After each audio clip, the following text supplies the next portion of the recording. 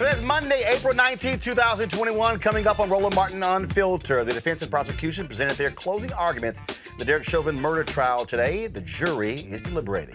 Cities across the country are bracing for the verdict. We have an all-star legal panel ready to break it all down for you. In Virginia, Fairfax County, they will dismiss 400 convictions brought by the same police officer because, let's just say, wrongdoing.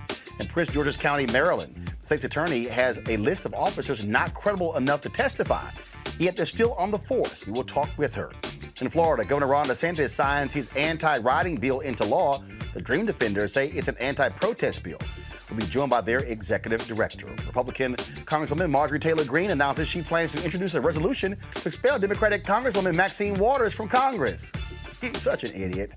And we'll tell you about multiple shootings over the weekends in Chicago, Austin, and Kenosha, Wisconsin.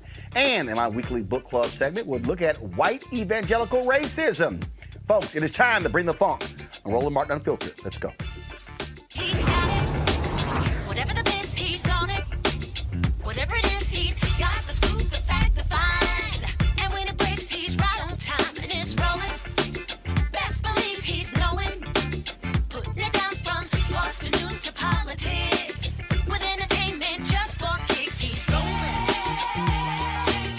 It's on go, y'all. It's Roland Martin, rolling with Roland now. He's funk, he's fresh, he's real, the best, you know he's Roland Martin now.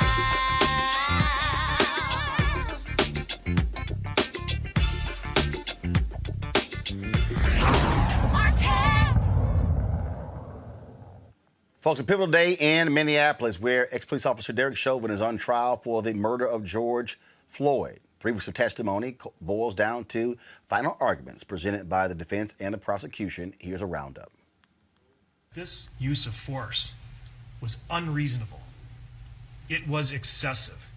It was grossly disproportionate. It is not an excuse for the shocking abuse that you saw with your own eyes. And you can believe your own eyes.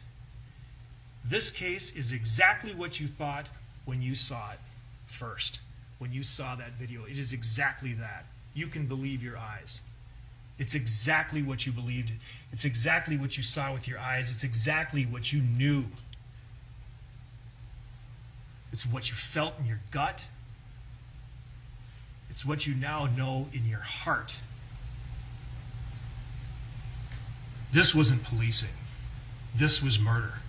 The defendant is guilty of all 3 counts. All of them. And there's no excuse.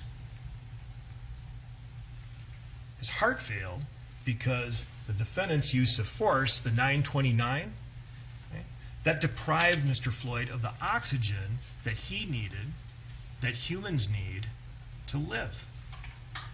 And Dr. Tobin knows because he is a pulmonologist. He's a lung doctor. But for the defendant's actions, pushing him down, would George Floyd have died that day? Was it drugs? He just miraculously die of a drug overdose in that time? Maybe it was the tailpipe. Maybe it was his enlarged heart. Maybe not. Use your common sense. Use your common sense. Believe your eyes. What you saw, you saw. And George Floyd replied, I'm not trying to win. I'm not trying to win. I'm scared. But the defendant was trying to win. He wasn't going to be told what to do. He wasn't going to take a challenge to his authority. He was trying to win. And George Floyd paid for it with his life. The presumption of innocence, the defendant is presumed innocent. That's the starting point. He's presumed innocent of these charges. And this presumption remains with him throughout the course of the trial, the presentation of the evidence, throughout the course of your deliberations, until and unless the state has proved its case beyond a reasonable doubt. The defendant does not have to prove his innocence. We talked about this in jury selection. We talked about the starting point. The defendant doesn't have to try to catch up. He starts at the presumption of innocence. The criminal case is kind of like baking chocolate chip cookies. You have to have the necessary ingredients. You've got to have flour and sugar and butter and chocolate chips and whatever else goes into those chocolate chip cookies. If you have all of the ingredients, you can make chocolate chip cookies. But if you're missing any one single ingredient, you can't make chocolate chip cookies. It's a simple kind of analogy. But the criminal law works the same way. We say, we call the ingredients the elements. The state has the burden of proving each and every element beyond a reasonable doubt. Not just some global proposition that they've proved their case beyond a reasonable doubt. They have to prove each of these elements beyond a reasonable doubt. And if you determine that they have done so, you convict. But if they are missing any one single element, it is a not guilty verdict. A reasonable police officer understands the intensity of the struggle. You can see at points when Mr. Floyd's legs kick back, it actually almost knocks Officer Lane over. Right? It knocks off the body-worn camera and the badge of Officer Chauvin in this struggle. A reasonable police officer would understand this situation, that Mr. Floyd was able to overcome the efforts of 3 police officers while handcuffed with his legs and his body strength. A reasonable police officer would also consider his department's policies, including the use of non-deadly force policy. Force that does not have the reasonable likelihood of causing or creating a substantial risk of death or great bodily harm. This includes, but is not limited to, physically subduing, controlling, capturing, restraining, or physically managing a person. This is the policy, 5-302 of the Minneapolis Police Department, that non-deadly force can be used to physically manage a person. So throughout the course of this trial, the state has focused your attention on 9 minutes and 29 seconds. The proper analysis is to take those 9 minutes and 29 seconds and put it into the context of the totality of the circumstances that a reasonable police officer would know. And the proper analysis starts with, what did the officers, or what would a reasonable officer know at the time of dispatch? I'm going to start talking to you about what I call the 46th witness. You actually have heard from 45 witnesses on the stand, but there is a 46th witness. And this witness was testifying to you before you got here to the courtroom. They testified over everybody else's testimony on the stand. It's the only witness that will be talking to you when you're back in deliberation. And that witness, ladies and gentlemen, is common sense. Common sense. We'll continue talking with you all the while, because while you've heard hours and hours and hours of discussions here in the closing, ultimately it really isn't that complicated in what it is you have to decide with respect to the excessive use of force and the issue of causation. In fact, it is so simple that a child could understand it. In fact, a child did understand it when the 9-year-old girl said, "Get off of him." That's how simple it was. Get off of him. Common sense.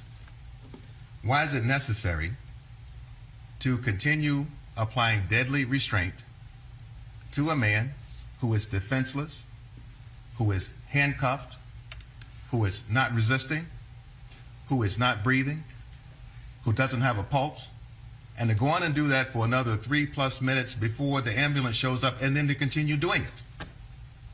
How is that a reasonable exercise in the use of force? You can believe your eyes, ladies and gentlemen. It was what you thought it was. It was what you saw. It was homicide. Let's go to our legal panel. Terrain Bailey, attorney, the Bailey Law Firm, Candace Kelly, legal analyst, and Monique Presley, legal analyst and crisis manager. Glad to have all of you here. First off, Candace, I'll start with you. Your assessment of closing arguments today. I got the sense that Chauvin folk were all over the place. I really wasn't quite understanding what the hell they were talking about. Yeah, they really didn't give a coherent argument in terms of what we saw Jerry Blackwell do at the end on his rebuttal.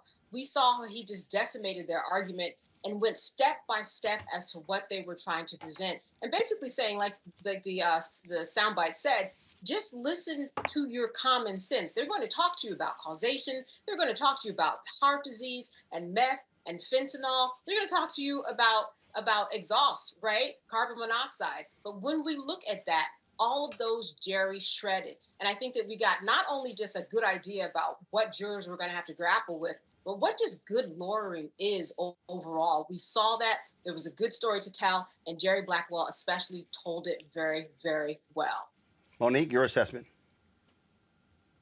I think the prosecution as a whole did its job and did certainly enough to get the desired and proper outcome, which is guilty. It should be on all three of the charges. The defense has been just borderline abysmal throughout, and today was no different. They've resisted every urge to make coherent arguments. They've resisted every urge to try to actually put through the type of analysis and factual debate that would lead to a reasonable doubt. The entire time it's been grasping at straws, it's been conjecture, it's been hypotheticals, and I just pray that that was not effective for a single juror. Terrain, you have been quite critical of, as a defense attorney, what you have seen from the Chauvin defense team. Again, your assessment of these closing arguments today. One of the things you learn when you become a defense attorney is that when you're presenting your case to the jury, you need to tell a coherent story. You need to have a theme and a theory. There was none of that here. They just threw everything from beginning to end just up on the wall, hoping it would stick. We heard everyone blamed from the perspective of the witnesses, from the EMTs not arriving on time to exhaust fumes being the reason why this man, George Floyd, is dead. We heard everything but a reasonable explanation why this evidence doesn't support a conviction. And it's very disappointing to see a defense attorney go out there and do a subpar job. I mean, every defendant deserves to have competent counsel, and that did not happen here. When we talk about, we start breaking all of these different things down, what was very interesting as I watched these closing arguments, how the prosecution, Candace, just completely said, they talked about drugs, 1 pill found. They talked about this drug, trace amount found in his body. They talked about this. No, you just don't just die arrhythmia just for the hell of it. I mean, it was. I mean, I was sitting there going, man, my man is just sitting and just crushing every single thing they threw out. Oh, yeah, absolutely. You know, I don't know what he had for dinner, but for lunch, he had that defense every time he came up to speak about what was going on. I think one of the most interesting things, too, was this visual that he had where he broke down George Floyd's life in 10-minute increments to get rid of this argument that maybe everything just culminated at once and everything coincidentally happened at the same time, that he just died at the same time that the knee was on the neck, but it's not because of the knee that was on the neck. So seeing that one dot on the screen represent his, excessive force and break it down that way. He was just a good storyteller. He really captivated you. And when you look at Eric Nelson, I mean, he hasn't been a bad storyteller up until this point. But here, you have to believe in your argument so that the jury can believe in your argument. And we didn't see that. I didn't see a lot of faith. I didn't see a lot of what he had in his opening argument. If you go back to the opening arguments and look at all the promises that were made by the prosecution and the defense, this is where at the end of the story, we have to make good on the story. I mean, we didn't see Maurice Hall. As you mentioned, all of the arguments were just disintegrated, and he just didn't rise to the occasion. And this is something that I think that the jury is going to more than take into consideration. Jerry Blackwell was the last person that they listened to. This is the person that they're in deliberation room right now up until 7 o'clock to figure out, what's going on. And when you have Jerry Blackwell's voice in your head, like he was giving off today, it can't but echo and just ring the truth that the prosecution wants the jury to hear. And to that particular point there, Monique, in terms of what was laid out, from your vantage point, put yourself in the seat of that jury. You're sitting there, you're listening to these arguments being played out, you're listening to what is being said. How do you assess again, put yourself in the place of a jury. How do you assess that? I think that jury likely has been ready. And so that's why I was amused by defense counsel Nelson's arguments at the end about how they should have been sequestered all along and et cetera. Listen, the agitation that he was getting before lunch that was obvious to everybody in the courtroom from that jury would have been 3 times as bad. This has, as we learned, they've had 40 plus witnesses, and there's been more than enough evidence for each of the elements of each of the charges. And that's why I thought that lead counsel and Scheicher did an excellent job of being forceful, being emphatic, but being very measured and very calm at the same time, utilizing appropriate changes in pace and vocal inflection in order to, without yelling at jurors, because they can't stand that, without doing that, actually going methodically through piece by piece. And as the other counsel on the panel have said, it was just unanswered. And I agree that is shameful. I've been a criminal and civil defense attorney for 22 years, and that is not what meets constitutional standards of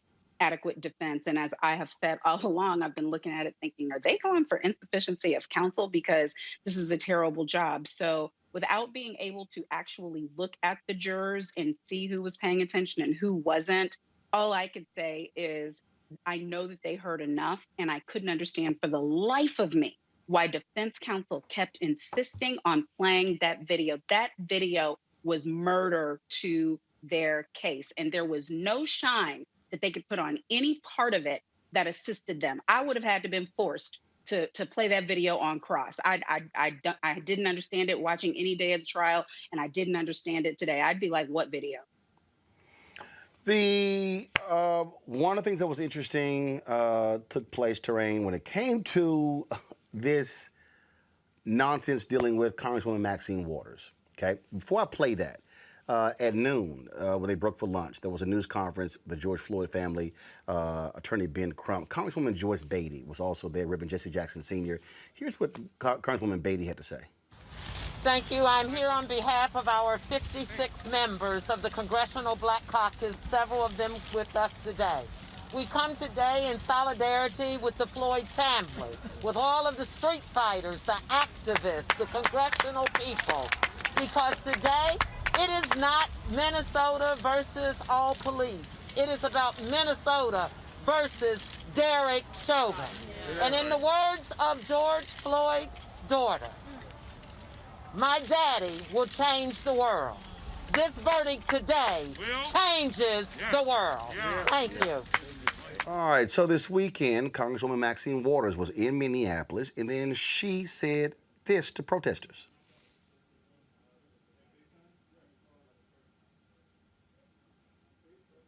Guys, please pray the Maxine Waters comment, please.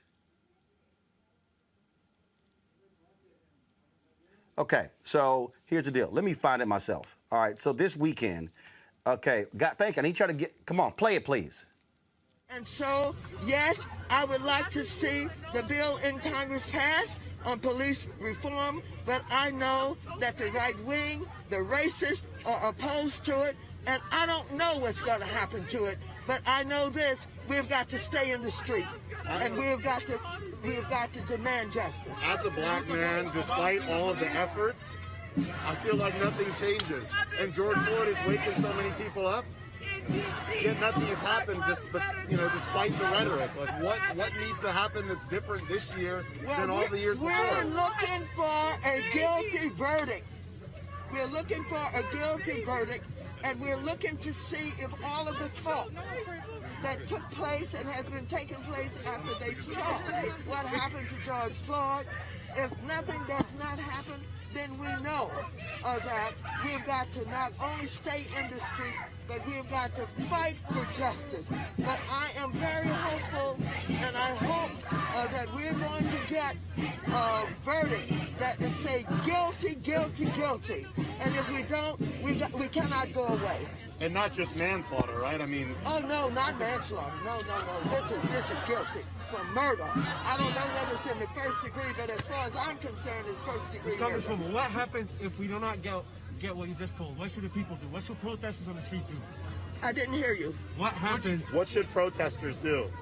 Well, we got to stay on the street, and we've got to get more active. We've got to get more confrontational. We've got to make sure that they know that we need. So those comments by Congresswoman Maxine Waters came into the courtroom today. This is what Judge Peter Cahill had to say. Situation. Obviously, I spend my weekend preparing for closing remarks, and I certainly can supplement the record with news articles. I can supplement the record with the storylines of the particular shows that were brought to my attention. So I'm making it to note the record at this particular point, and I can certainly supplement. Yeah, you can supplement the record with whatever media reports. I'm aware of the media reports. I'm aware that Congresswoman Waters was talking specifically about this trial and about the unacceptability of anything less than a murder conviction, and talk about being confrontational, but you can submit the press articles about that. This goes back to what I've been saying from the beginning. I wish elected officials would stop talking about this case, especially in a manner that is disrespectful to the rule of law and to the judicial branch and our function. I think if they want to give their opinions, they should do so in a respectful and in a manner that is consistent with their oath to the Constitution, to respect a co-equal branch of government.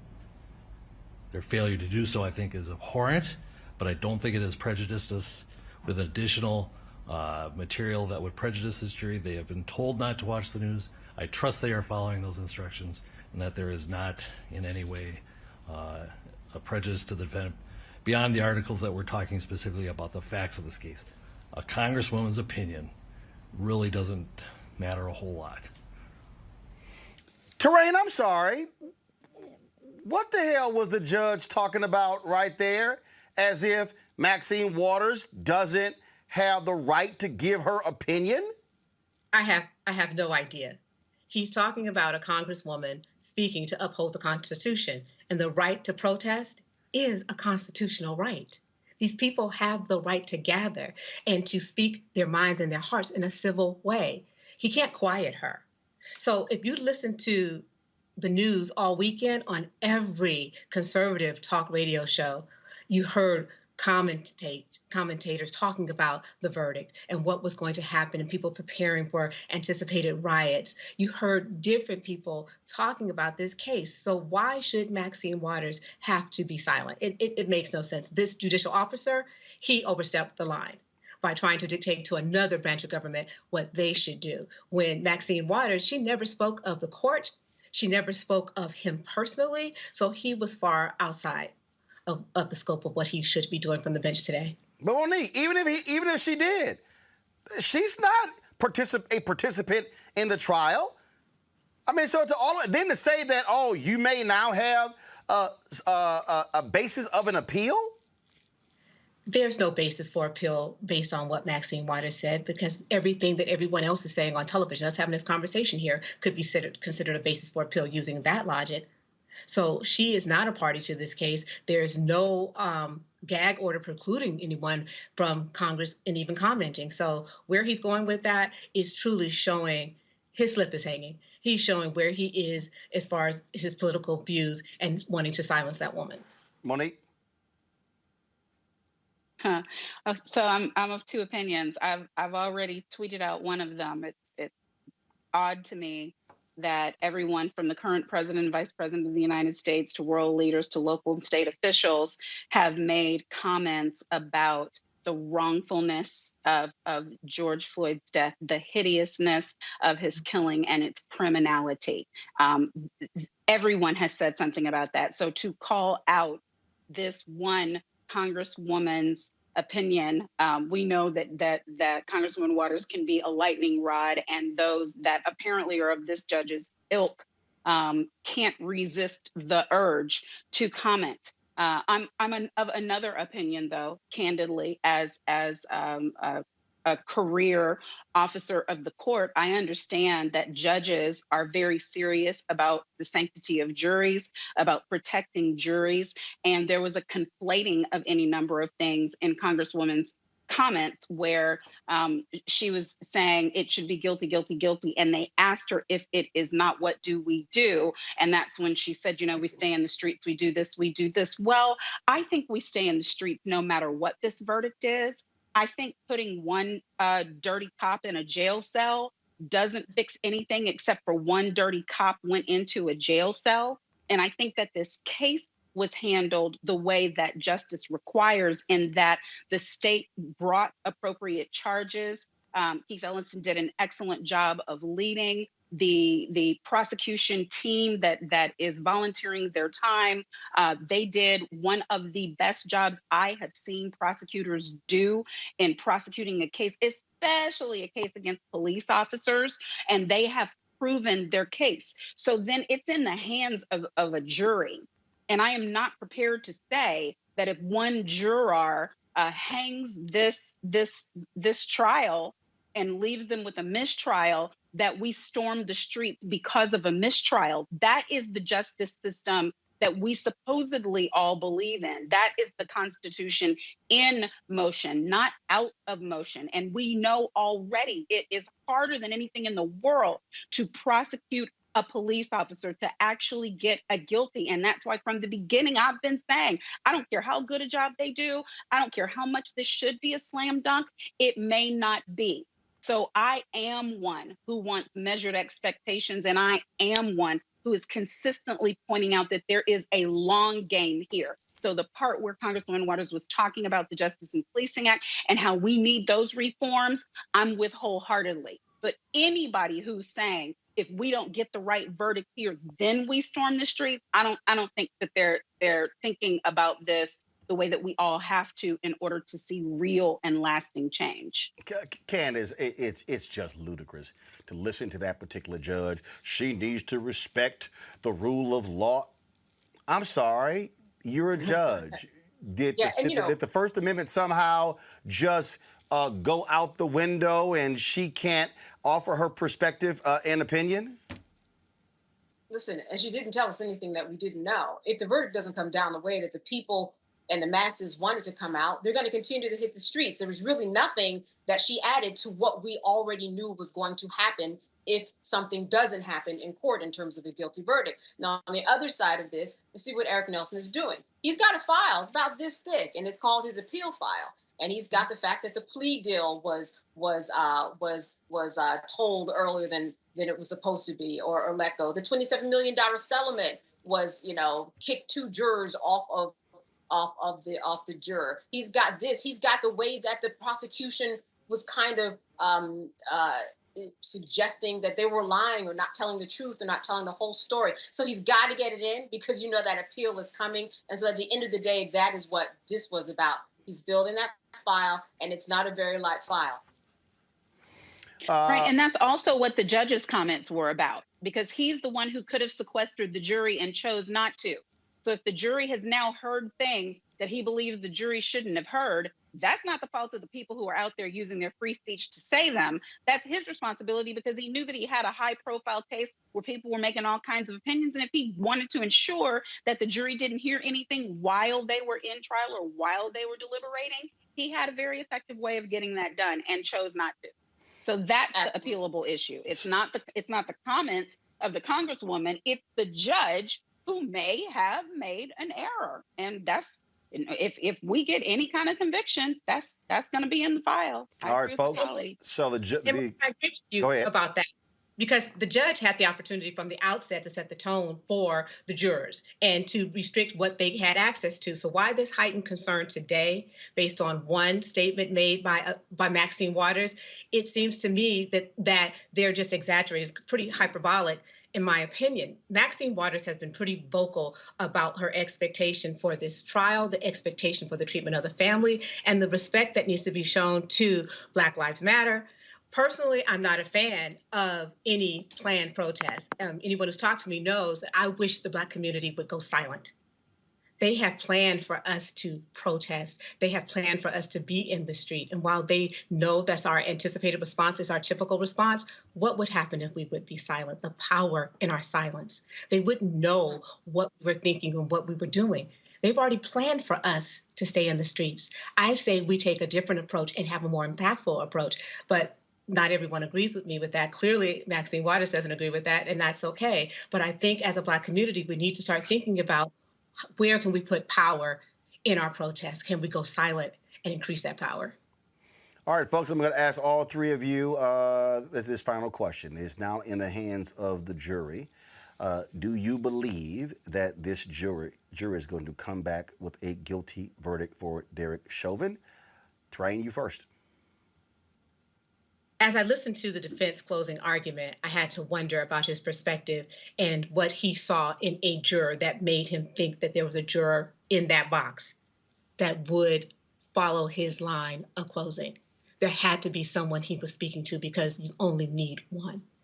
And that's the perspective that we don't have sitting out in America. The prosecution knows what jurors are looking at and their responses to the defense. The defense knows their responses, so we don't know that.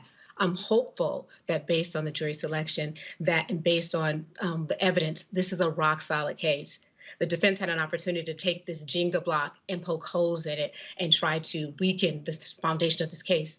They didn't touch it. They stayed at the top. They never hit the foundation of this case that Derek Chauvin is guilty of murdering George Floyd. So I anticipate that this verdict is going to come back on at least on one charge of guilty. Candace? Second-degree manslaughter all the way. This is an former officer that was negligent. He didn't even turn George Floyd over, even after someone who was a subordinate asked a couple of times, don't we need to turn him over? They blamed the streets that were 20 feet wide. They blamed carbon monoxide. They blamed everything except for the knee on the neck. Once George Floyd was in the realm of that officer, he was responsible for him, and he let him die under his own neck. That is negligence. That is the threshold when you really boil down the second-degree manslaughter charge. He's going to get at least that, which we know sentencing averages, it's about 4 years, but there were some aggregating factors here. We had the aggregating factor of the children who were there and that there might have been some cruelty involved. So even while the sentencing guidelines say he on average might get 4 years on that charge, he might get more with that aggravating factors that are involved. Monique? I agree. It's all wishes and prayers, though, right now. I feel for all counsel who are sitting out and waiting for this as the world waits on it.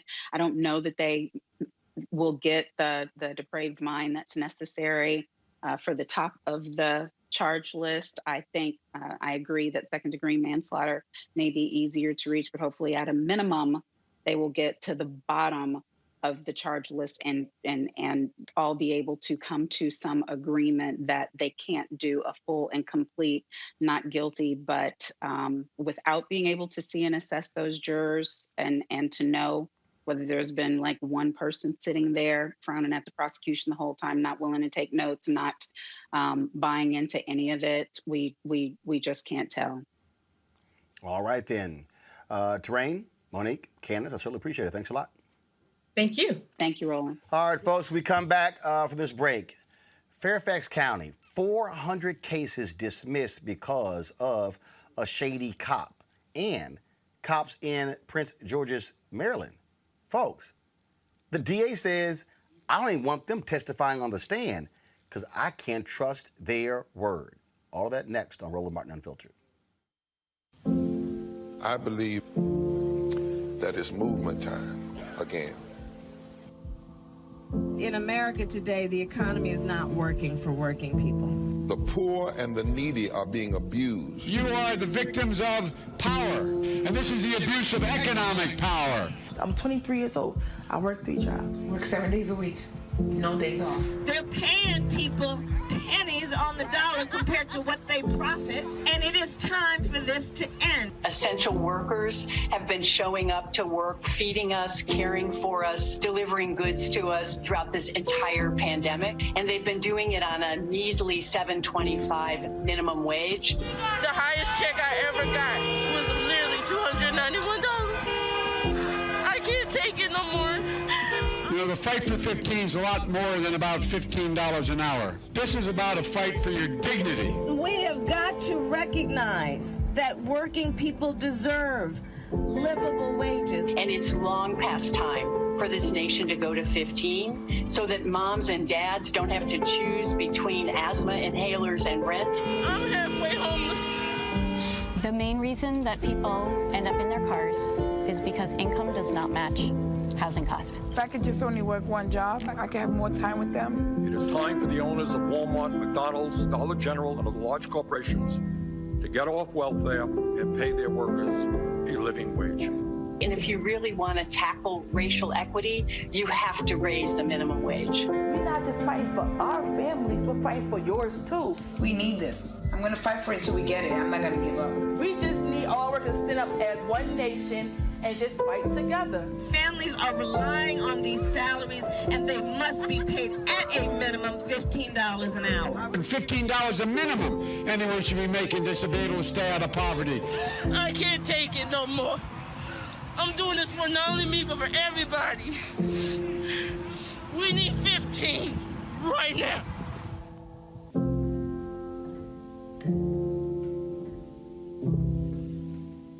Shortly after 9/11, America and its allies went to war in Afghanistan to defeat a terrorist stronghold. We accomplished that mission years ago. Trillions of dollars lost, over 2,000 Americans dead, countless Afghans dead. It's time to get out.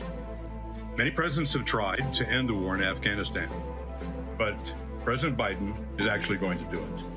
And by 9/11, over 20 years after the war was started, the last American soldier will depart, and America's longest war will be over. Promise made, promise kept. Hey, what's up? This is Marlon Wayans. No, it's not Keenan. No, or as some of y'all say, Clignon. No, it's not Damien. It's really, it's not Damon, because I do not have a bald head. It's one of the Wayans. It's not Winans, because they have been coming up to go, hey, how you doing? I love the Winans. There's no BB and no CC in this family. There's Kiki and Damon. So I am one of them Wayans brothers, or as you may want to call fraternity population. There's the Chinese, and then there's the Wayans. There's so many of us. 7 Wayanses was born during this drop. So you are watching my man Roland Martin, who really is swagged out. I want to give a big shout out to my man Roland Martin, because he inspired the generation. He's the one that got Al Sharpton in the gym doing selfies. He got at Reverend Al was like, oh, I see Roland trying to look like he got a little 2-pack. I'm going to get him one better. He's the one that got Al doing the one-handed almost push-up on the desk. So Roland Martin is the inspiration behind that. So be sure to tune in and watch. Roland Martin, Unfiltered.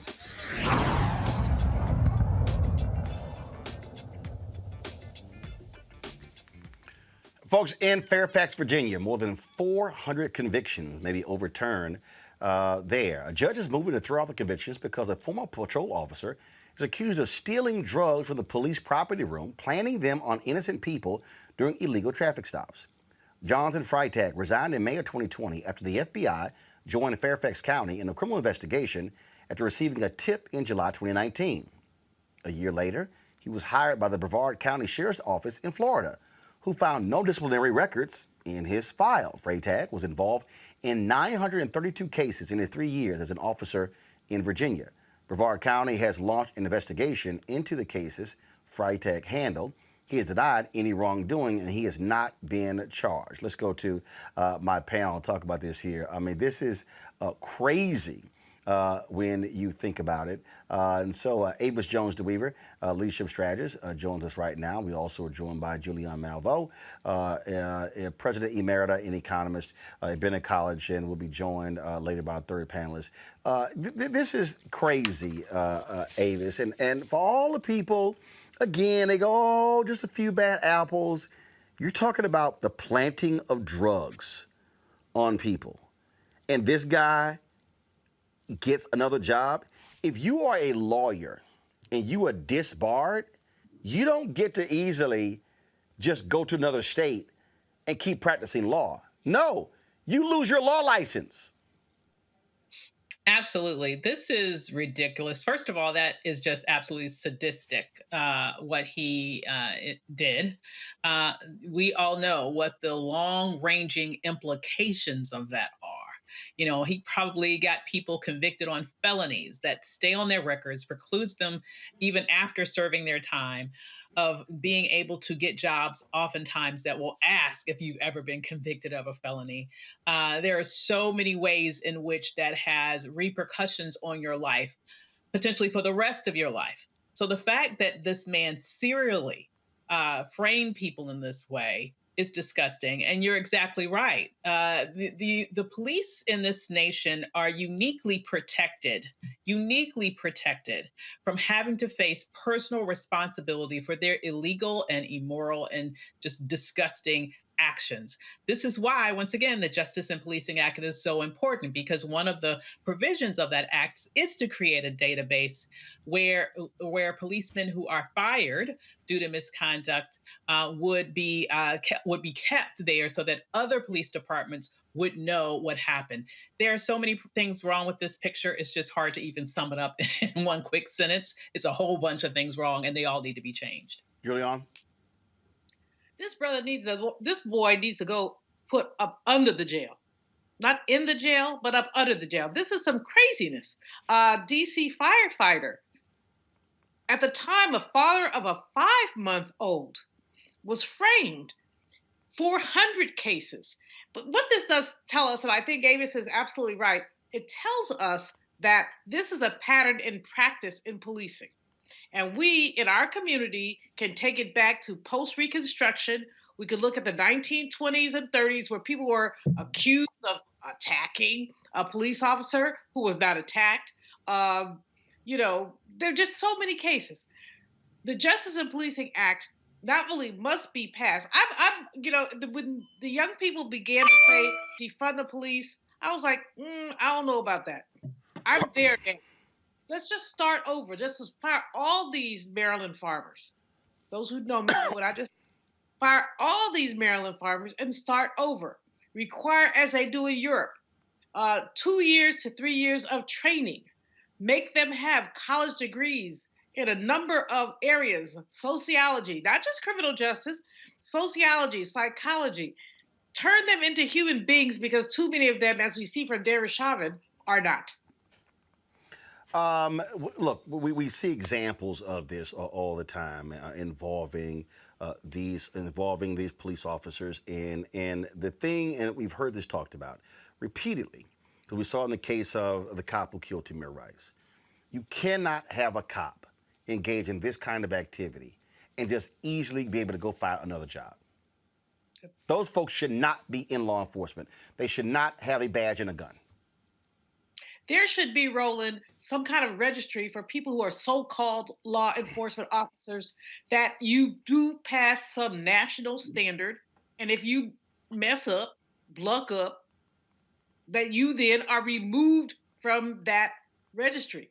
We don't have that. So as we saw with the killer of Tamir Rice, this boy goes from one county to another and kills a 13-year-old. Now, we see this over and over again. What really needs to happen is that we need to make sure that there's some nationalization. And I know those states' rights people hate that, but they loved enslavement, so that's another story. But these folks need to have a national standard that says, if you don't do this, you cannot be a so-called law enforcement officer. And this is not controversial, Avis, because the reality is we have it for doctors and lawyers. Yeah, well, logically, it should not be controversial, but the reality is it is, because there is the complicating factor of police unions in here who have completely bastardized the system. The police unions, I believe, likely have a lot to do. They have a lot to do with why a lot of police departments across the country find it very hard to fire people Not to say that they shouldn't do it anyway, but it's not as simple as perhaps it is in other professions. And the police unions make sure that it's not that simple. We also need to get rid of qualified immunity. I know if I served prison time because he planted something on me or somebody in my family did, I would want to sue him for every cent he got, right? We need to make sure that that's in place. And then the last question I have is, how come with the other place that he ended up, they said that they didn't see anything derogatory in his records? What happened with that? Was he allowed to resign or was he fired? And even if he was allowed to resign, why was there nothing written up about him in his record? Because everyone knows that when all of these police officers who engage in malfeasance, like as you mentioned with Tamir Rice's killer, when they resign, and even in his case, he was fired, right? They can easily go to another department. And if the paper trail isn't there, or if people who aren't hiring them don't really care about the paper trail or don't do the proper investigations around it, you can have that same malperforming and dangerous police officer just be bouncing around from one police department to another. The entire system needs to be reformed. And honestly, I do believe that a big part of that is with this particular act that's in Congress. And we need to do whatever we can to make sure that the Senate is able to move in the direction that it needs to in order to pass it. Well, absolutely right. That should absolutely happen. And I think we're just seeing just far too much of this. I got to ask all three of you. I talked about Eugene Craig joins us as well. I talked about this here with our panel. Excuse me, with our legal panel, all of this brouhaha. Republicans are calling for Congresswoman Maxine Waters to be censured, removed from Congress. You got that nutcase out of Georgia. She claims she's going to put forth this deal. The New York Post is talking about, oh my God, how bad she is. I mean, Eugene, I'm really sick and tired of these fake. This fake outrage of the folks on the right looking for anything and everything. And now the latest is Maxine Waters, Congresswoman Maxine Waters. Listen, if Kevin McCarthy wants to censor people, he needs to start with half of his caucus. He needs to start with former President Trump. He needs to start with half of the Trump team that's operating with former President Trump right now. If that's the route he wants to take, he's going to open up his entire half of his caucus, at least half of his caucus, to censorship. Or impeachment or removal from committees. It's not a path that he wants to go down because he want to take this out of context. There are actual things that like the actual violence, like the actual death. I mean, look, this is the Blue Lives Matter caucus. There were blue lives that were lost as a result of words of members from his caucus. So if that's the route he wants to take, so be it. Yeah, I mean, it's crazy. I'm just sort of laughing when I watch these fools, Avis, because if you really want to talk about some comments being made, it's a long line of hacks on the right. Absolutely. I mean, hypocrisy might as well just be the middle name of that party, the grand old hypocrisy party. I mean, that's what I'm going to start calling them right now. It is absolutely ridiculous. I mean, you don't have to look that far back when you might recall someone who later ran for president, ran an entire ad in the New York Times saying that young boys who were accused of a rape that they didn't commit should basically be murdered, right? You don't have to look far back for that. And I don't hear anybody looking back and castigating the former person who resided at 1600 Pennsylvania Avenue as in any way being wrong for doing that among this ilk. So they are forever doing this, number one. Number two, in terms of being hypocrites. Number two, the bottom line is Congresswoman Waters remains someone that they have a unique level of disdain for. A lot of this, to me, has to do, obviously, with her boldness, her bombasticness, her unapologetic Blackness. But I think a lot of it also has to do with the fact that she is a Black woman. And they cannot stand, they literally cannot stand to see a free Black woman who is willing to speak her mind. The reality is she said nothing that won't happen. We all know that if this particular decision goes the way that it might go in terms of letting this murderer get away with murder, there will be protest. That's not a grand revelation. But once again, they want to sort of drag her name through the mud, claiming that she's doing something wrong, which last I heard, even a congressperson has First Amendment rights, and she's within her rights to express her opinion. Julian? Don't mess with Max. That's all I have to. Don't mess with Max. She is our shero. She is our role model and our leader. This is nonsense. If they want to throw somebody out of Congress, try that little Barbie doll from Georgia. I forgot her name. But anyway, I did remember it, but I'm not going to call it. But that's who you need to throw out of Congress. Maxine Waters has stood up for us over her entire congressional career. She has made it clear that you do not mess with Black people. She was out there when those police officers brutally beat Rodney King and were exonerated. And she's going to be out there as long as white police officers brutally beat Black people and are exonerated. She was speaking into the realm of possibility. If Chauvin is acquitted, folks gonna blow. She said, as Ava said, she just spoke our reality. I mean, I will take my over 65-year-old behind to the streets, behind that one, and I haven't been in the streets in a little while. And a lot of other people will. This is an absurdity that the defense is trying to make this case of, oh, well, maybe he had a big heart. Oh, maybe he did this. Maybe he, smelled the exhaust pipe. She just said what Black people are thinking. This cannot happen. Don't mess with Max. Let's go to Maryland, where Prince George's County State's Attorney Aisha Braveboy has created a system to keep track of police credibility. Brady List will identify officers who will not be allowed to testify on behalf of the state based on their discipline records. Prince George's County State's Attorney Aisha Braveboy joins us right now. I'm glad to have you back on Roland Martin Unfiltered. Thank you so much, Roland. Great to be. Credibility is critically important. We have seen other cases where police officers have knowingly lied on the witness stand. Judges in Chicago admonish folks for doing so.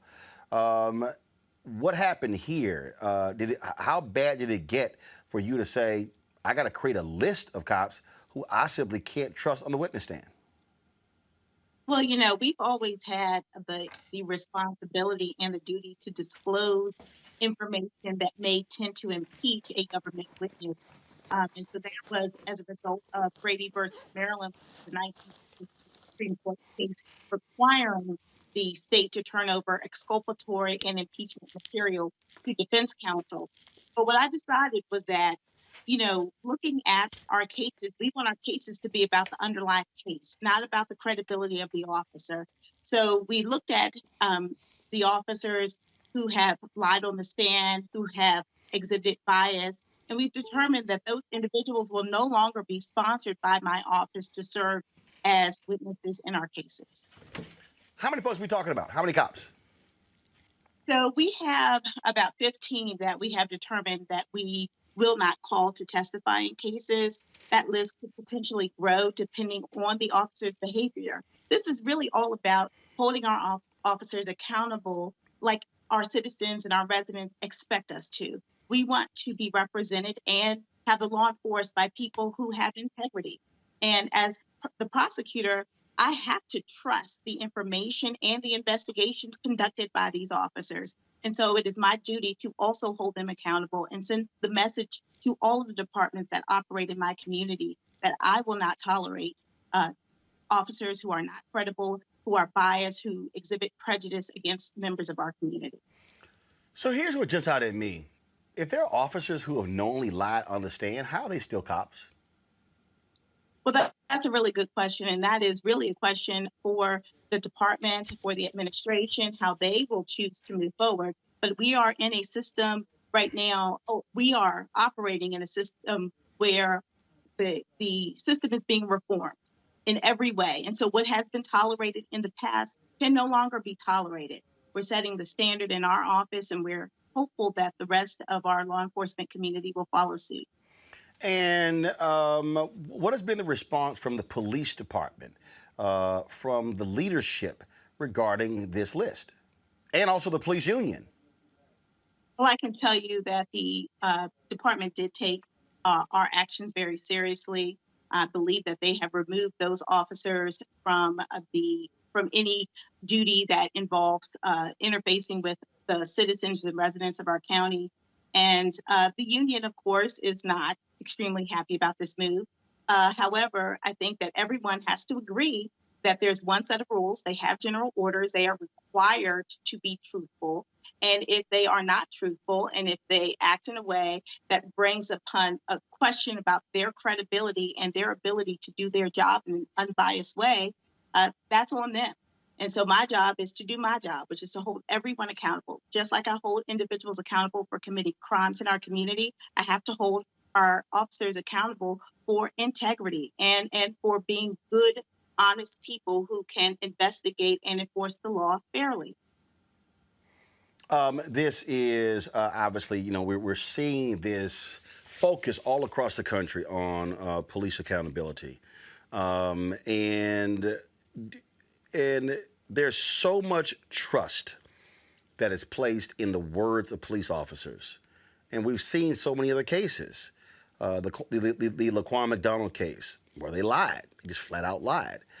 We've seen other cases, recent cases, where officers lie. They just make stuff up. And I just think that there has to be repercussions. We were just talking about the Fairfax County story, where they're talking about throwing out 400 cases because of the actions of this police officer. And I don't understand, again, how people act as if, well, that's just, you know, that's just one or two. No.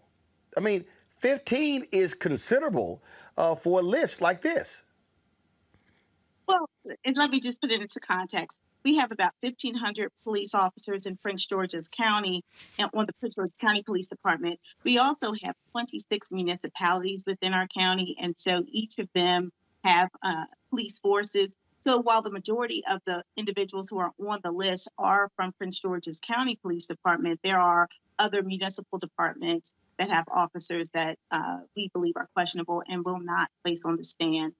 Again, I think prosecutors have a duty and obligation to set the standard. We are the top law enforcement office within our jurisdictions. And so we have the responsibility to say what will and will not be acceptable.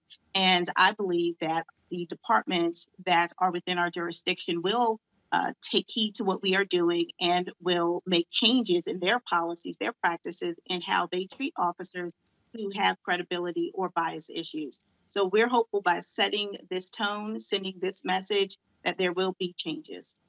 All right, then. Prince George's County State's Attorney, Aisha Braveboy. We certainly appreciate it. Thanks a lot.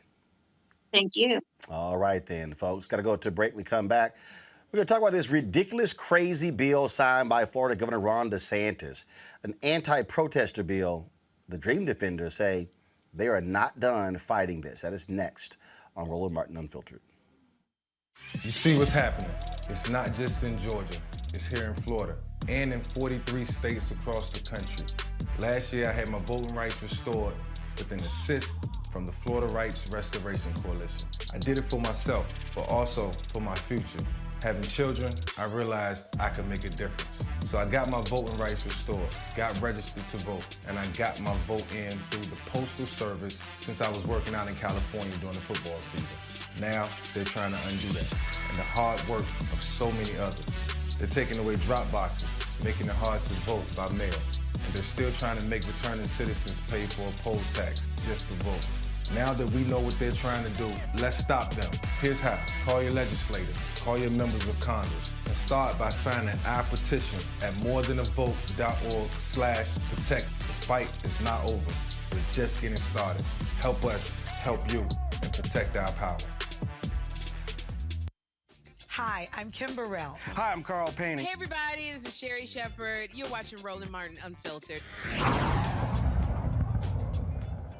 HB1, known as the anti-riot bill, also is signed into law by the governor of Florida, folks. It makes protesting a felony. Also allows local police to challenge budgets, opens cities to liability for poor riot control, and creates or strengthens penalties against those it deems rioters. It also protects all monuments in Florida.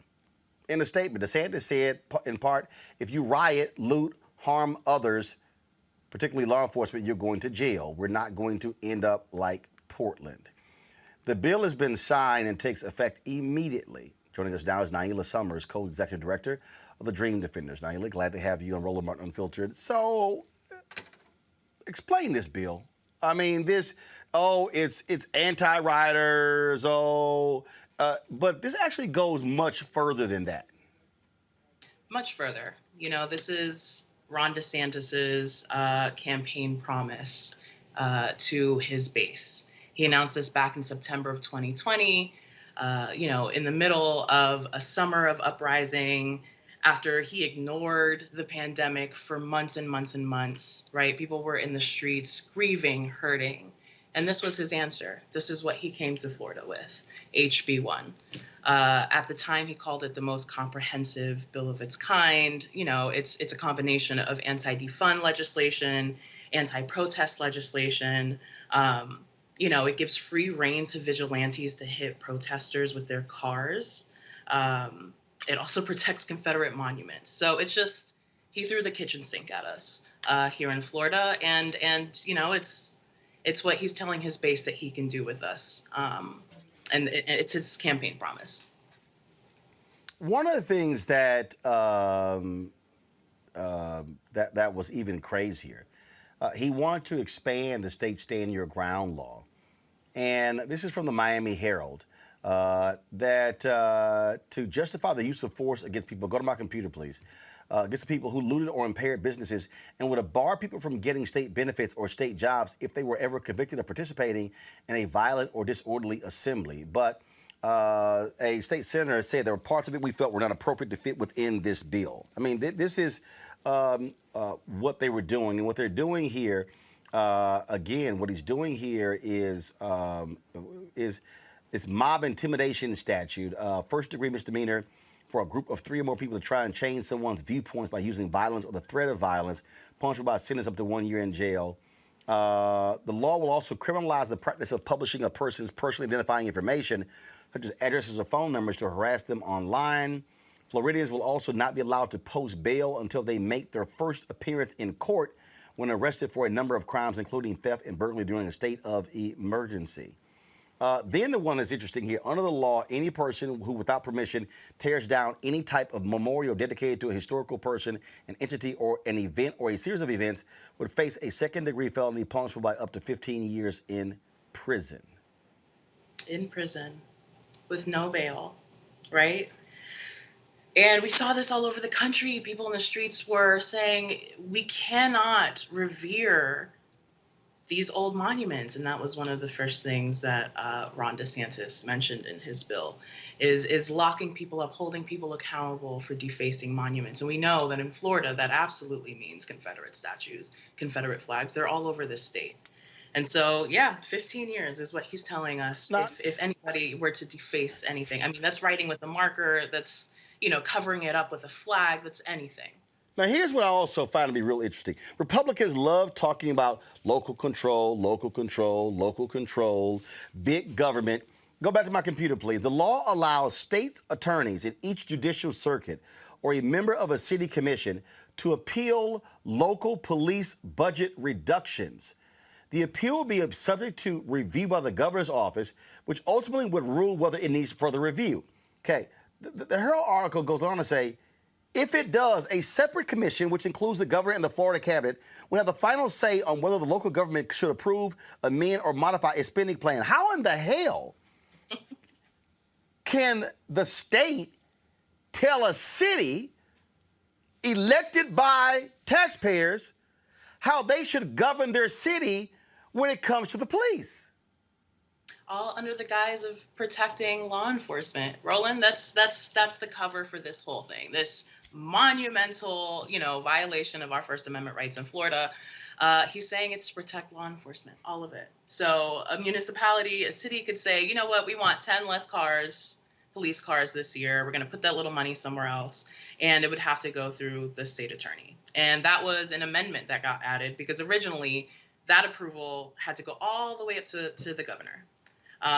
So it's all a ploy, today when he announced it, it was the first thing he talked about it's what we call preemption, right? Where the state overrules the local.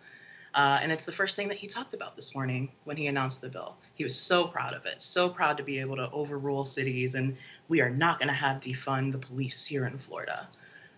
So, that's what's happening right now. And it's just such a violation. I have to laugh. We've been fighting this bill for months since he announced it in September. And so I laugh to keep from crying. How do y'all plan to respond to it? How do you plan to fight it? Well, we're definitely going to see him in court. Absolutely. Expect that very soon. And then, he can legislate this racism if he wants to, but people are still going to be in the streets. We're still going to be fighting injustice everywhere all the time. I mean, he did this ahead of jury deliberations today, right? Like, the timing of this is exact. It's precise. He knew what he was doing. So we're going to keep our people safe. We're going to teach people about the bill, right? We got to tell them what their situation is now in Florida, what the consequences are, the risks, but also figure out ways to keep each other safe when we're out there, because he's just not going to be able to stop this movement.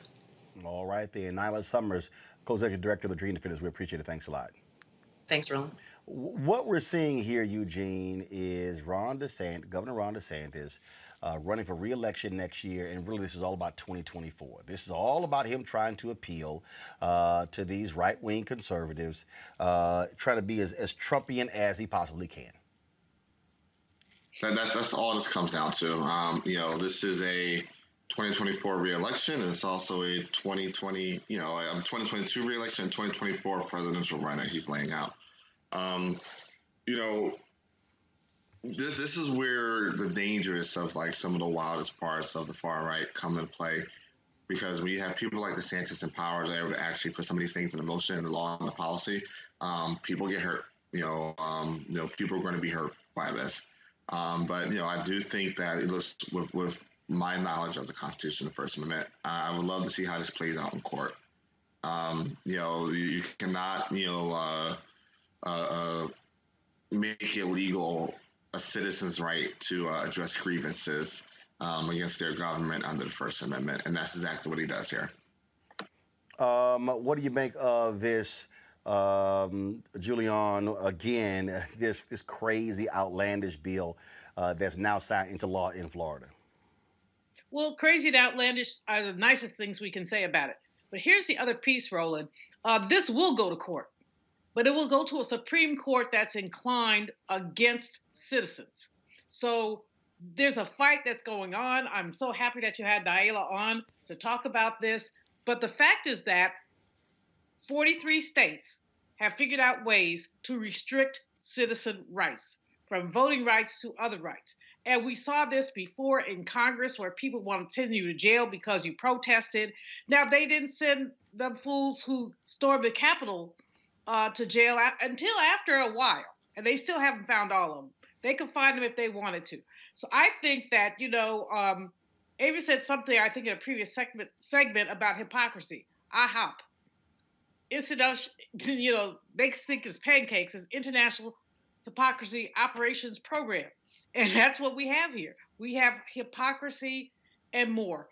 But I think that people, the more they do this craziness, the more essentially girded people are to say, oh no, oh hell no, oh not here. That's how the people came out in Georgia to vote for Warnock and Ossoff. And that's going to be how they come out in Florida to ensure that DeSantis gets a one-way ticket to someplace with double hockey sticks. The thing that trips me out, again, Ava's over and over and over, and how Republicans love to talk about, again, sticking government's nose and everything. But for them, basically what they're trying to do is, like Alabama and Mississippi, telling cities, you can't touch monuments, we control that. But to sit here and now tell a city they can't make their own determination on how they spend the city's money on the police? Come on. You're on mute. I see that Eugene had it exactly right. When he was talking about the fact that DeSantis right now, honestly, he's just trying to set himself up for a presidential run. He's trying to be as outlandish as he's trying to out-Trump Trump, really. I see him as trying to make himself the quote-unquote heir apparent to the Trump crazies. And so that means that he is doing all of this ridiculous. You remember how extra he was with the whole COVID situation, and how we still have COVID running amok down there. Cannot trust one statistic out of that state because they have intentionally diluted the data, so you can't show how badly it's run amok down there. And this is just another way in which he's literally looking to kill people. This is the crazies have taken over the Republican Party, and the crazies of the crazies are the ones who are now trying to get in leadership of this new sort of ridiculous, insane wing of that party. So as ridiculous and as dangerous as this law is, and as all of those things that are happening all over the country right now in terms of everything that's going on with voting rights, all of those things are outgrowths of this really off the rails, right wing, white supremacist, just deadly and dangerous leanings of a Republican Party that is determined to do anything to hold on to power, to take power, and literally being willing to kill anyone who does not agree with their political leanings. Yeah, I mean, it's just sort of laughable as we continue to see what they're doing. Let's now talk about another outlandish action with cops. In Massachusetts, an officer of the Milton Police Department will be prosecuted for assaulting one of her son's friends and her husband during a sleepover at her home in September. Patricia Leo is accused of criticizing her son's black friend because he supported the Black Lives Matter movement and called her son's Hispanic friend an immigrant. At some point during the night, Leo allegedly asked the Hispanic boy to leave. She allegedly punched her husband in the nose, and then called the black boy ignorant and brainwashed because he supported the Black Lives Matter movement. The police officer with the Milton Police Department for nearly 20 years, she's been on administrative leave since October. Her arraignment is set for May. Your ass got to go. Roland, why is she not in your crazy ass white? There's no way she can be a cop, though. Why is she not in your crazy ass white people section? Because I got another crazy ass white person, a crazier. They're innumerable. But anyway, there are levels to crazy. Child Protective Services should be at her house, and they should take her child someplace safe. And a police officer for 20 years assaults a child because she doesn't like his political views. This is insanity. I mean, this is total insanity. Maybe we should have like 3 crazy ass white people per show. I don't get it. It's absolutely ludicrous. But to me, you punch your own husband in the nose because you're a bigot. Yeah, you might have more than just an arraignment. You might be talking to a divorce attorney. Hey, folks, some breaking news here. Go to my computer, please. Leadership Conference on Civil Rights just posted this. Breaking, Senator Schumer just filed closure on Vanita Gupta's nomination, moving forward her Associate Attorney General nomination and setting up a final vote as soon as Wednesday. It's time to confirm Gupta this important Justice Department position. Civil rights can't wait. And so it looks like she will get that vote on Wednesday to be confirmed. Then, of course, last week, Kristen Clark had her U.S. Senate hearing as well. And so, look, we're finally getting some action on moving these women in the Department of Justice, the top 2 positions, and really focusing on civil rights in the DOJ. Avis? Yeah, well, it's good to see that. Also, super proud of Kristen Clark. Actually, personally, I would have liked to have seen her as Attorney General, but that's just me. I will say that, it's about time that we have a team at the Justice Department that really embodies the word justice rather than corruption and just ridiculousness, which is what we're having to, still have some hangover from in terms of the last administration. And so I'm hoping that both of these nominees are able to swiftly be able to be confirmed so that we can have that more full team in place to do all of the work that we know needs to be done to undo a lot of the mess that they inherited, and also to live up to all the challenges that we face today and will certainly continue to face in the future. Eugene. Look, get them confirmed. I mean, let's speed it up. Let's get them done. I mean, you know what the votes are going to be. You got the majority right now. Let's just ram it through. Republicans are going to be obstructionists, going to, put up whatever roadblocks they possibly can procedurally. But, at this point, let's just get them done, get them through. Julian?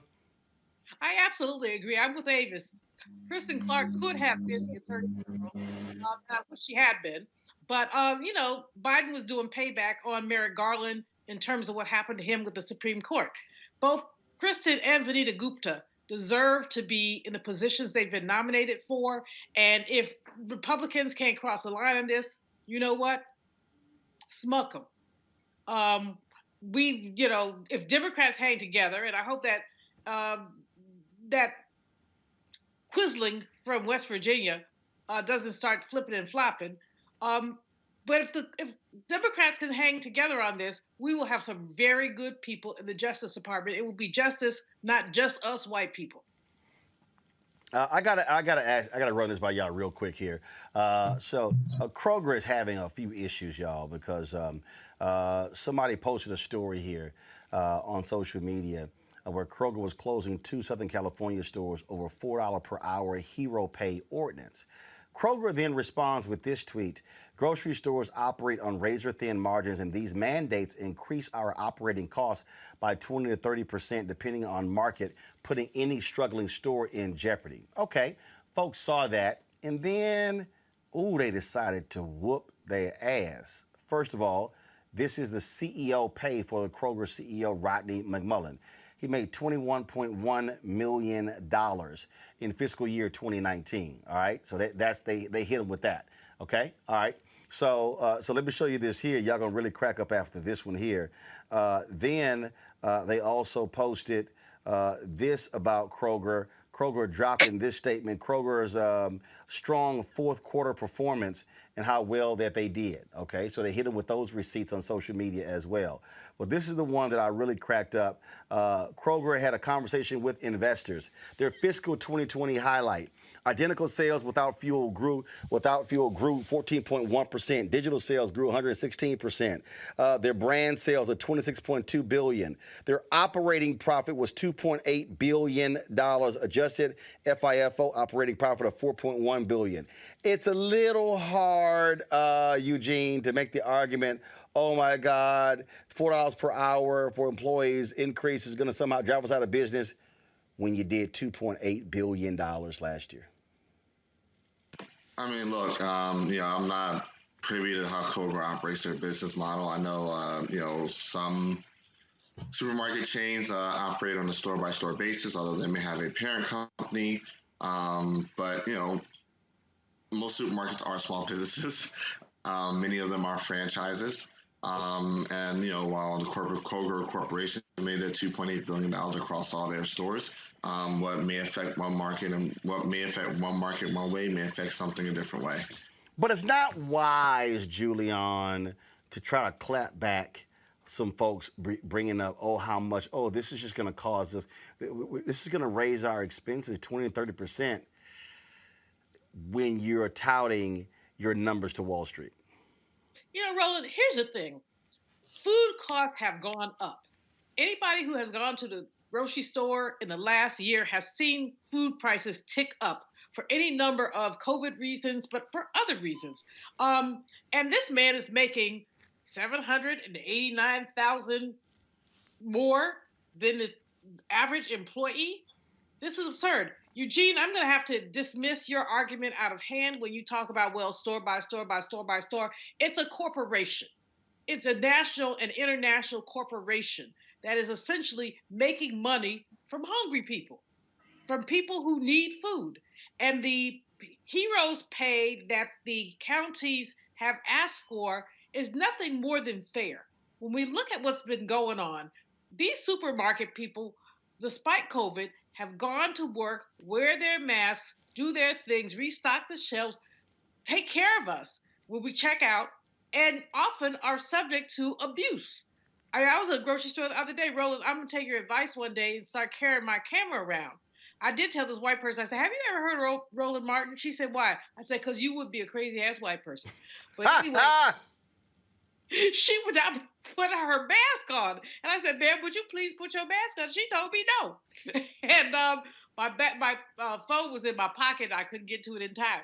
But long story short, I've seen these employees ask people to wear their masks. They won't do it. $4 is the least we can do for them. Kroger is full of it. I have never stepped my foot in a Kroger, but believe me, after this, I won't do it again. It's just never why. It's just sometimes you just want to just keep your mouth shut, Avis, when you're responding to people on social media, because they will pull the receipts out on you real quick. Oh, serious receipts here. Yeah, and then I was looking to try to look up those numbers again. Was that $2 or $4 billion in profit? Operating profit, $2.8 billion. So roughly $3 billion in profit. Profit. That's like after expenses, bro. Okay, nearly $3 billion in profit, and they are sitting here whining about providing heroes pay. Let's also put into context a couple of things. Particularly when this pandemic situation started, the data that I've seen around consumer spending is there was a huge jump in consumer spending right at the beginning. And most of that jump was with grocery stores. Remember, people were going, stocking up, getting everything, all the paper, all that stuff. Then what we've seen since then is we know that the people who were those essential workers in grocery stores were literally putting their lives on the line. Some grocery store workers have literally caught COVID and died during this period. It is a dangerous job to be working at a grocery store in the middle of a pandemic. Hello. So the fact that these people are dragging their feet around providing an extra $4 an hour for heroes pay, which I do believe that literally does describe a hero if you're willing to risk your life so other people can eat, okay? When you're running around here trying to brag about the fact that you have nearly $3 billion in profits, it's absolutely ridiculous. This should be a public relations disaster for Kroger, and I'm hoping that those sleuths on social media do everything that they can to make sure that it is. All right, folks. This weekend, deadly weekend in Kenosha, Wisconsin. A suspect is in custody connected with a shooting at a local tavern. 3 people died and 3 others were injured. Police in Austin, Texas, arrested 41-year-old Stephen Nicholas Broderick, a former Travis County Sheriff's Office detective, suspected of killing 3 people. Last year, Broderick was charged with the sexual assault of a child. And in Chicago, a 7-year-old girl was shot 6 times on Sunday as she and her father waited in the drive-thru of a McDonald's. The child was pronounced dead at the hospital while her father is in serious condition. No one has been arrested, but police believe the shooting is gang-related. What's strange about this is over the weekend we saw these conversations taking place, Julian, with John Boehner, former Speaker of the House. And he was asked in one of these appearances with regards to his thoughts on the shootings. This to me was just maddening. Listen to this. But I first want to start with the moment that we're in this country. We've had yet another mass shooting Thursday night, a couple overnight. 8 people in Indianapolis, that's the one on Thursday, were killed. 47 mass shootings in the United States in just over the last month. And I know you know this, polls show the vast majorities of Americans support at least some new gun restrictions.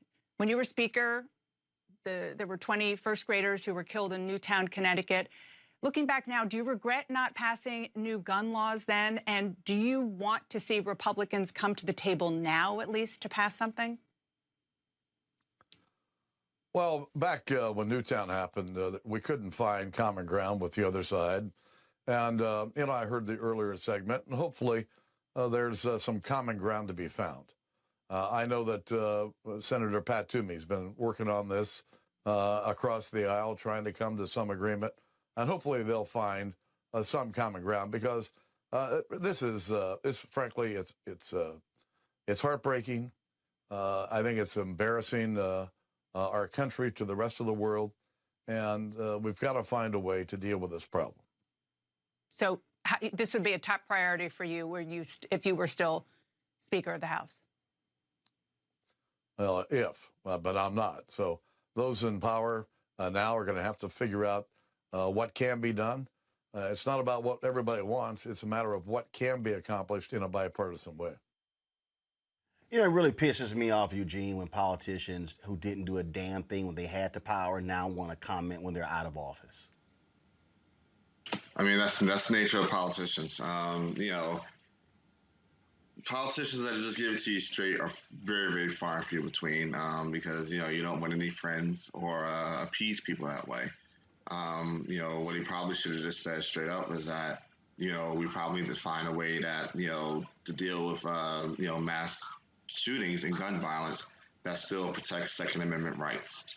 That's probably the conversation that needs to take place. What he should have said, Avis, was, I didn't do my damn job when I was there because I was trying to kiss the ass of the NRA.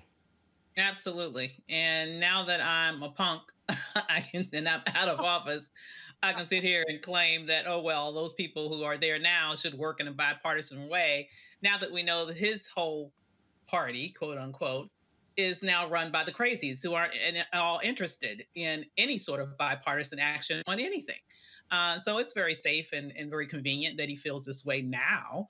It is, once again, it shows profiles in cowardice. We see this a lot from politicians, but particularly those in the Republican Party who are now no longer there or who are about to resign. And right at the very end, when they're about to resign, they may develop a little teeny bit of courage, maybe the size of a mustard seed, to say something's wrong here. But the bulk of them who are in power right now, who see ridiculousness happening right now in this dire issue, are still too afraid to do anything or say anything about it.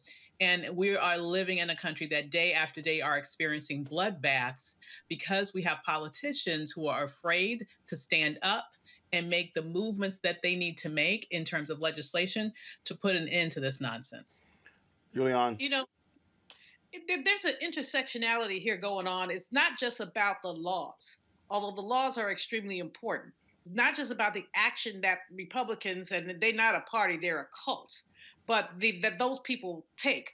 But it's also about, why are these people, especially when it's young white men, running around shooting stuff up? When you look at Indianapolis, I mean, the dude was mentally ill. His mama called the FBI and said, come do something with this child. He had 2 long shotguns. So there is something going on in our nation that's corrosive, and we can't deal with it until we deal with a set of other issues, which frankly are not solely about and not grounded in, but revolve around issues of race and people like that Marjorie person, this whole notion of white exclusion, the notion that they believe that they're being written out. So when they believe they're being written out, they cling tenaciously to symbols of whiteness, like guns, like Confederate statues. We can talk at the top of it about, IDs, background checks, and all that. Fine. If you want a gun, you can find a gun. And so I think that our nation is up for a reckoning. I don't think that anybody is better suited to do it than a Joe Biden, the old white man who started out kind of someplace and is now in the right place with a good VP. But there's a reckoning that has to happen. And until we have that reckoning, we're going to keep seeing this stuff. You talked about whiteness. Well, the reality is that is really the subject of a new book that we talk about next in our book club. White evangelicals play a powerful role in the disunion of today's American political scene, and also the role they have in the Republican Party. Dr. Anthea Butler, she's the author of a new book. It is called White Evangelical Racism, The Politics of Morality in America, and she joins us right now. This is the book right here. Again, White Evangelical Racism, The Politics of Morality in America. Dr. Butler, glad to have you on here. And the reality is this here. We see it constantly. We saw it with Donald Trump, how they sucked up to him the racist things that he said. They didn't care. Xenophobic things, whatever, don't care. The attack on Muslims, don't care. And that these white evangelicals, these white conservative evangelicals, it's more about whiteness than it is about Jesus. That is absolutely correct, Roland. Thank you for having me tonight. I wanted to show this as a history in this book because I think it's really important for everyone in America to understand that evangelicalism, the foundation, has been racism since the 19th century and even before that, but especially for the 19th to the 21st century. And the ways in which they've used morality to shield the kind of power that they want and the ways that they have placed themselves within the Republican Party, I think is important for where we have been and where we're about to go in this country right now. And the reality is, I'll give a perfect example. You have Ralph Reed. He has his Faith and Freedom, or Freedom and Faith, whatever the hell they call it, annual deal. And there have been a number of times I've gone on his list, and it's all of these Republican candidates come through, all these Republican speakers. And I've often tweeted them saying, boy, I noticed, I said, for a so-called faith conference, y'all ain't got one session on poverty or any of the stuff Jesus talked about. It's amazing how their business interests are their interest on all these other issues, and it's not about faith, but they use that Bible to bludgeon others when it comes to the culture wars. No, that's absolutely correct. I mean, because the number one thing is about how do you get the power and how do you get the money. I mean, I think one of the things that people need to understand is that all this time when evangelicals were talking about abortion, they were talking about same-sex marriage, they were talking about all these things that they detested and the kind of morality they wanted. I think one of the things that was really interesting from 2016 forward is that Donald Trump blew all that up and let everybody else see it. Some of us knew that before. But when you're talking about going to meetings with Ralph Reed, I mean, Ralph Reed had this all down back in the 90s. Before it was Faith and Freedom, it was Christian Coalition. And they started that off with them to tell people how they were supposed to vote, how they needed to think about the candidates. So they even had voters guides that you could take into the voting booth and vote just straight down the ticket like they wanted you to. So I think one of the things that we need to see about what evangelicals have been doing is this way in which they've ingratiated themselves politically, first, if we're talking about the 19th century Democratic Party, and then in the 20th century post 1964, where that has gone into the Republican Party and this marriage of sorts that they have had with each other. And when we talk about, again, when you look at how they weaponize faith, it's amazing how silent they are on issues of racial justice, because again, whiteness precedes their faith. Yes, that is correct. And I think, again, we have to see this from both the historical and the current perspective, the ways in which they talk about the family, for instance. Remember all the talk about the Black family is broken. They don't have any parents. It's always about, whether or not somebody is, unwed mothers and things like this. And they put this on the Black family. These are constructions that were made in the 19th century, but they have an effect in the 21st century because that's when they say, well, we're not going to give anybody any help. We're not going to do anything about schools. We're not going to do anything about any of these things that people are really, really serious and need to think about. So what evangelicals have been doing is sort of doing like a bait and switch. They've been talking about morality all this time, but the reality is that they've been pulling away the kinds of social contracts that we need, or even the things that you think about that are in the gospel that they should believe about feeding the poor, taking care of the widows and all this other stuff. They haven't done any of this at all. This is all about power and about how they can have more power, A, and B, more money. Questions from my panel. I'll start first off with Avis.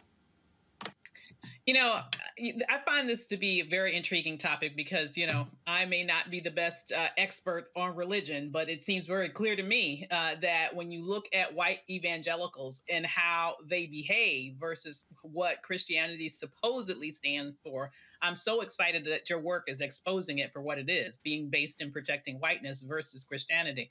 So my question to you is, in terms of being able to empower Christians beyond that specific ilk to maybe call them to task, do you think that there is anything that other people can do who are maybe interested in perhaps showing a more strong fidelity to the morality and to the standards of Christianity, to really call out these white evangelicals as the once again the hypocrites that they are there? I'm thinking of Reverend Barber perhaps as an example, but other examples of how individuals who are more true to faith, what they should do to call out this sort of strong voting bloc that really stands for nothing more than weaponizing their racism in the political sphere. Yeah, no, that's a really good question. I think one of the things you first have to do is, if you are in any of these churches, you need to get up and go, because basically you're subjecting yourself to this kind of thinking. And I think for a lot of Black conservatives especially, they have bought this hook, line, and sinker. And that means that they are projecting this out into our Black communities. There's one thing. Second, I think about pastors, not just about Reverend Barbara, but, Reverend Otis Moss, Reverend Freddie Haynes and others who are preaching what I would call a more full gospel. And in terms of thinking about social justice, the kind of race issues. The other thing I think is really important is I think that Black Christians need to stop playing these racial reconciliation games with white evangelicals. I'm looking at right now what's happening with the Southern Baptist Convention and how they're having Black pastors leaving like Dwight McKissick and others because they finally figured out that they had enough. What they didn't understand before is that they were pawns in this game of making those people look like they were less racist than they really are. And I think that's the other thing we have to call out is that the kinds of people who continue to support these white racist structures by saying we don't see color are in fact, messing up their Black brothers and sisters because, and as a matter of fact, the color that they see just as much as white evangelicals is white. And that's the important part. I want to say one more thing now. I think what's really important is that, Black churches know how to get out the vote. And right now, voting is in peril. And evangelicals are a part of this. There's a whole history about that with somebody named Paul Ryrick, who in the 1970s was working alongside at the beginnings of the moral majority with people like Jerry Falwell Sr. and others. One of the things he said was this: we don't want everybody to vote. You all think that there's supposed to be good government, but we don't want everybody to vote. We need to figure out how to make sure that these people don't vote. These people mean Black people. And so Black churches need to do more than just get souls out to the polls. We need to get involved in every area of political action and activity and begin to do the same kinds of things that white evangelicals have been doing. Julian? Your work, my sister, is very powerful, as is your presentation, and we're grateful for you, especially when I think about the letter from the Birmingham jail where Dr. King called out the white Christians who basically could not deal with racism. And so you're basically talking about some of the same things, these folks who refuse to deal with their own racism. I'm glad you ended your comment from Avis with the commentary about voting and the polls. But what about the economic aspects of this? What can we do economically to bring these fundamentalist Christians to their knees, to make them think differently about us? Yes, this is a little bit harder. And I need to say this because I think this is really important for your listeners to understand and for Black Christians especially to understand. These organizations like Focus on the Family, Family Research Council, American Family Association, these are not just about talking about nice Christian things. These are powerful lobbying organizations that back up Republicans. Where are our powerful lobbying organizations? We have not given money in the same way to these kinds of things, first of all. And secondarily, we rely on the NAACP and other kinds of orgs to do that work. We need to start to think about how do we get organizations that are fighting for the things that we want. One of the things that people said, in various administrations, I'm not going to pick on anybody right now, is that Black people bring out the votes for you, but we don't get the things that we want. And I think that one of the reasons why is because we have to have a concerted organization about how we do that and how to put the pressure on lawmakers and others and people in your own community. Right now, people in my home state of Texas are fighting about voting right now. They're trying to get this thing so that they don't lock down things like they've locked it down in Georgia. And I think that's where we need to start to train our energies, and that churches will have to think about how do they get involved, because this is disenfranchising Black people. This is a way in which we're not being able to go to move forward. One more thing.